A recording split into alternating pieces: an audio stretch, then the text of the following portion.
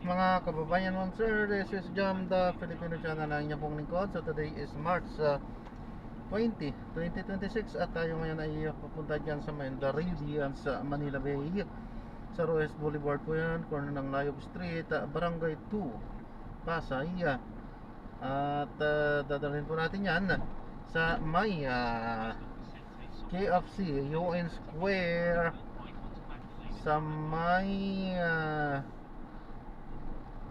San Marcelino Street, Ermita, Manila po yan. Okay, so magbabalik po tayo mamaya konti pag nakuha na po natin sila. Disclaimer lamang po, ang content po natin ay kalsada at hindi ang passenger, kaya nga naman saka naman po na may marinig kayo mga pangalan ng lugar, pangalan ng tao, pangalan ng organisasyon sa government o private man yan, ay wala pong kinalaman ng channel na ito. At wala pong pinapatungkulan.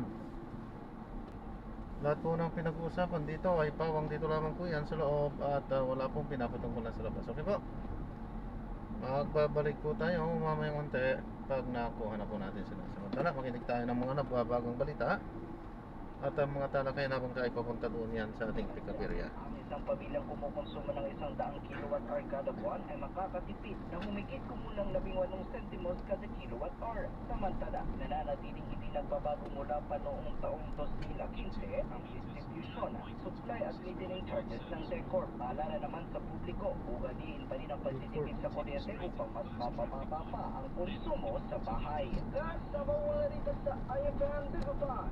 Ako po, si Idol Matthew Pacheco. Sa top, Arman. Balintang dapat pang abangan, presyo ng petrolyo inaasahang mas tataas pa sa susunod na araw. Lahat kalahati ng mga Pilipino fairly happy sa kanilang buhay ayon sa FWS survey.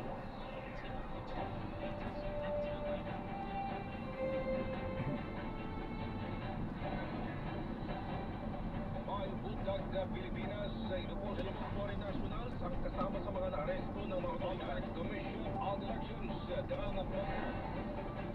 Narito na ulo ng mga mainit na balita. Ako po si Angel Garcia, magbabalik ang RMN Network News.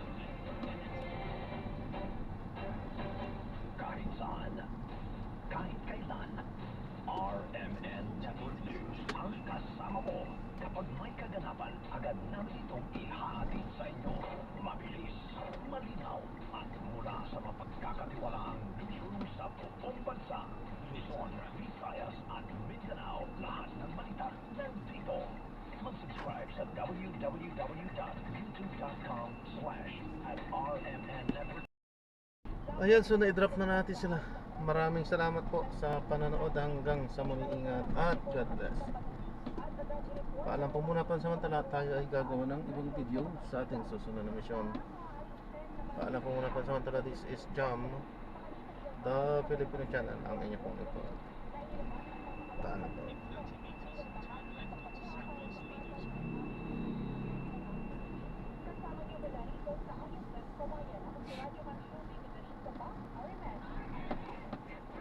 Dumalo si Pangulong Ferdinand Marcos Jr. sa ikasagdaan at 27 na anibersaryo ng Philippine Army sa gitna ng mga usapin tungkol sa umunoy pag-audita sa kanyang talumpati. Inis ng Pangulong kanyang diwan at